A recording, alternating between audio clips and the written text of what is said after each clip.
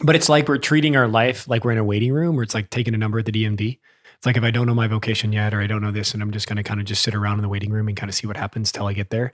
And then we just waste a lot of time, and we waste a lot of life just waiting around and not really being engaged in what the my day-to-day story, my day-to-day experiences can do to make me holy and make me be able to not only encounter God, but actually be an instrument that's used by him, right?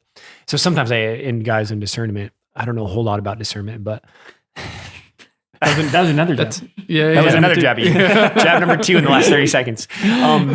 But guys, sometimes in their discernment, say a freshman in college who knows he's not going to join until after college. It's just like, okay, what are you going to do? Well, if you're just kind of sitting around like you picked a number at the DMV and you're just kind of waiting for your number to be called, but just kind of coasting or chilling, it's like, well, that's not really what the Lord wants, right?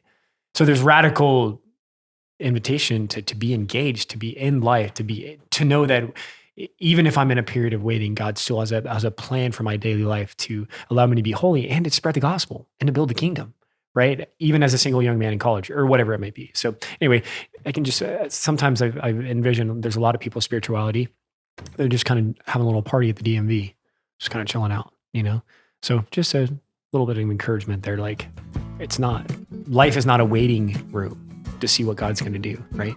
We are waiting, but his will for me, his love for me, his plan for me, and his radical care for me is right now in my life. Thanks so much for watching this segment from the Poco Poco podcast. If you want to watch a full show, head on right over here. If you want to support the podcast, head on over to spirituse.org/Poco Poco. Whether it's a one-time gift or a monthly donation, we really appreciate your support. And also, don't forget to tell your friends about the Poco Poco podcast, all right? Little by little.